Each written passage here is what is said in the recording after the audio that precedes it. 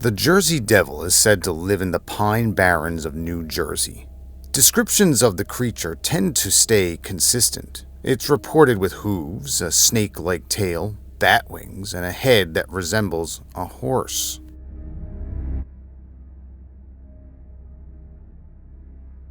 Stories about where it came from vary, but sightings stretch back to the 1700s and continue into recent years. Over time, it's become part of the region's identity. The name shows up in sports teams, video games, and local storytelling. Some versions describe it as glowing. Others claim it can breathe fire or poison water, traits usually tied to dragons. It's also known as the Leeds Devil. That name comes from a local story about a woman called Mother Leeds. She was said to be involved with a British soldier who was suspected of witchcraft. When she gave birth to her 13th child, she cursed it. The child was born as a hairy creature. It didn't stay human for long. According to the story, it began attacking people and eating children. The land itself carries even older meaning. The Lenape called the area Popuessing, which translates to place of the dragon. Later, Swedish explorers named it Drake Kill.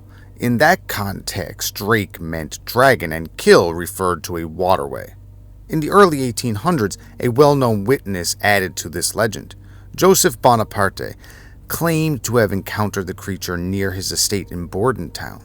He noticed tracks in the snow that looked like they came from a 2-footed donkey.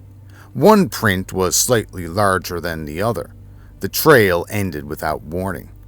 While studying the tracks, he heard a hissing sound. When he turned, he saw a winged creature with a horse-like head and bird-like legs. He froze, even though he was carrying a rifle. The creature hissed again, beat its wings, and flew off. Modern sightings don't always match this original description. The name Jersey Devil now gets used for a range of unexplained animals. Some reports describe hairy humanoids similar to Bigfoot. Others involve large birds or animals identified as eastern cougars. One account mentioned a deer-headed figure with glowing red eyes. Hoaxes have added to this confusion. A number of staged sightings have made the subject harder to take seriously. In 1937, residents of Downingtown, Pennsylvania reported an unknown animal with red eyes. A newspaper compared it to the Jersey Devil. In 1951, a group of boys in Gibbstown, New Jersey, claimed they saw a creature that matched that description.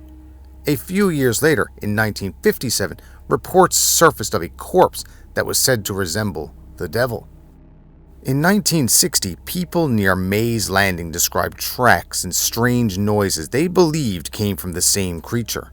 Not every similar sighting stayed in New Jersey. In 1934, witnesses in South Pittsburgh, Tennessee, reported a kangaroo-like animal over several days.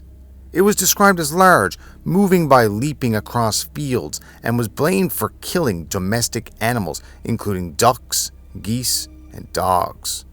A search party followed its tracks to a cave in the mountains. That's where the trail stopped. Within cryptozoology, the Jersey Devil sits in an unusual place. Some researchers avoid it entirely. When it is treated as a real animal, one theory suggests it could be a surviving petrosaur similar to Dimorphodon. The creature is most often linked to the Pine Barrens. The area is heavily wooded with sandy, acidic soil that made farming difficult for European settlers. Because of this, wealthier settlers stayed away from this area. The people who moved there were often those with fewer options. They became known as Pineys. Their reputation as outsiders added to the region's isolation. Some believe the story of the Jersey Devil grew out of that divide. The Leeds family tied to that legend may have been targeted through folklore shaped by social bias. A dangerous creature tied to a disliked family would give people a reason to stay away. In January of 1909, reports began to surge. Over the course of a week, newspapers published hundreds of sightings across the region. One report claimed the creature attacked a trolley car in Haddon Heights. Another described an incident at a social club in Camden. Police in Camden and Bristol, Pennsylvania, reportedly fired at it without any effect. The earliest reports focused on strange footprints in the snow. Soon after, people began describing full encounters. Sightings spread across South New Jersey and reached into Delaware and Western Maryland. The coverage triggered widespread panic. Schools, they closed, and some workers stayed home. At one point, the Philadelphia Zoo reportedly offered a reward for proof of this creature. That led to even more hoaxes, including one involving a kangaroo fitted with artificial wings. The story never fully settled after that. It continued to shift, picking up new details and new forms. What remained constant was the name and the place that it was tied to. If you're still with us, please consider liking and subscribing. Also commenting. It will make this channel grow so I can continue to create these videos for you. And let me know what video you'd like to see next. Now let's continue.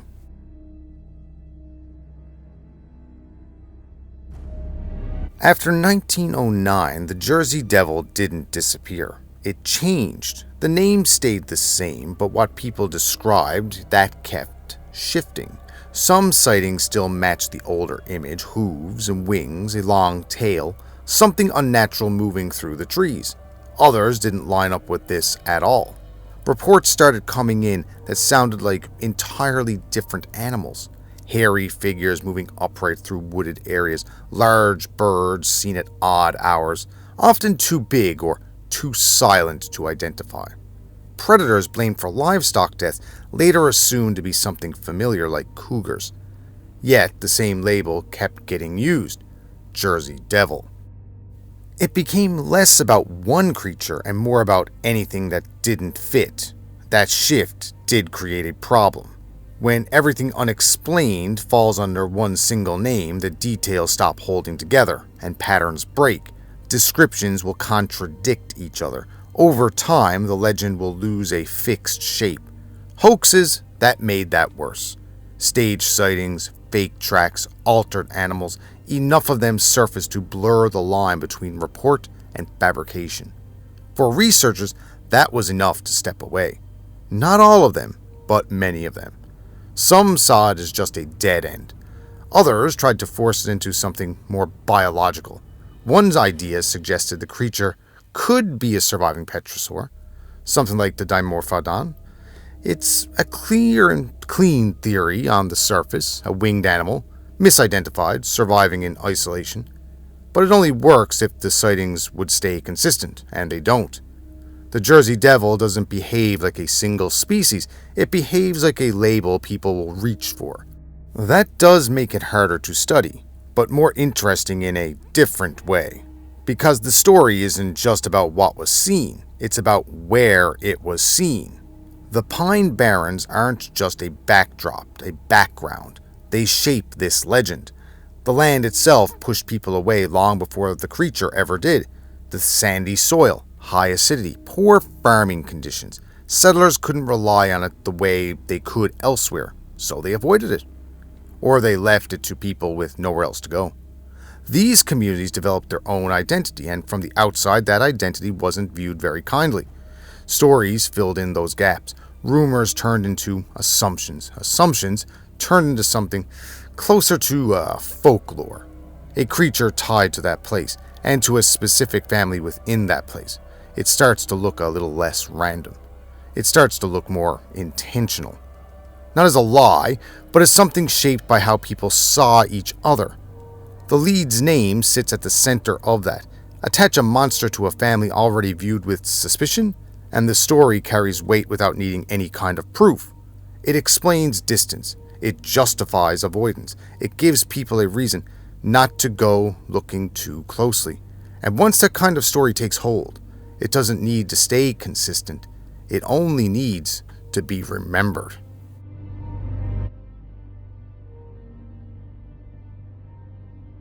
In January of 1909, the pattern changed. Sightings didn't come in slowly, they arrived all at once. For 1 week, reports spread across the region at a pace no one could actually track. Newspapers picked them up immediately. Each day added even more accounts. People described something moving through towns, crossing roads, appearing without warning. In Haddon Heights, a trolley car was said to have been attacked. In Camden, a social club reported an encounter as well. Law enforcement responded in multiple areas. Officers in Camden and Bristol, Pennsylvania, fired at the creature. It had no visible effects. At first, the focus wasn't on the creature itself, it was the tracks, the strange prints in the snow. They didn't match any known animals. They moved in patterns that didn't make any sense. Then came the sightings. Descriptions followed quickly because behind those footprints, something with wings, something that can move across large distances in short time. Reports spread beyond South Jersey, and they reached into Delaware. They pushed west into Maryland. The coverage didn't slow it down, it amplified it. More people started to look. More people started to see something. Fear moved faster than the reports themselves. Schools closed down during that week. Workers, they stayed home. Daily routines, they stopped still. At one point, that Philadelphia Zoo did step in. A reward was offered for proof of this creature. That offer triggered all different kinds of responses. People started to bring in evidence that they created. One case involved that kangaroo fitted with artificial wings. Ingenious. It wasn't convincing, but it didn't need to be. The story had already taken over. By the time the week ended, the damage was done. Not physical damage, of course, but something else. The Jersey Devil had moved from a local legend into something much larger. It wasn't just a story tied to this one place anymore. It had proven that it could spread. After that initial surge, the reports did slow down. Not completely, but enough to change how they were perceived. The panic faded. What stayed behind was on the record. Newspaper clippings, scattered accounts, and a growing list of contradictions. Later sightings still came in. They didn't carry that same weight, a report here, a claim there, but nothing matched the scale of 1909. Without that intensity, each new account had to stand on its own. Some described glowing eyes in the dark, others focused on the movement, something crossing a road too quickly to identify. There were still tracks found from time to time, of course. Still noises in the distance that didn't resolve into anything familiar. But none of it built into a single clear picture. That's where the Jersey Devil has now settled. Not as a defined creature, but as a collection of moments. Each one isolated, each one slightly different. In some ways, that made it a little harder to dismiss. A single story can be disproven. A shifting one doesn't hold still very long enough for that. The name continues to be used. It shows up whenever something strange gets reported in that region. Sometimes it fits, often it doesn't. But the label stays attached. The Pine Barrens remains at the center of it all. The same landscape that shaped the earliest versions of this story. It still frames the newer ones. Dense woods, open stretches, long distances without clear visibility. A place where something can be seen for a moment and then lost.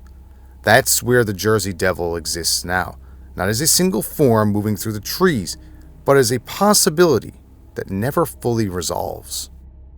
Thank you for watching.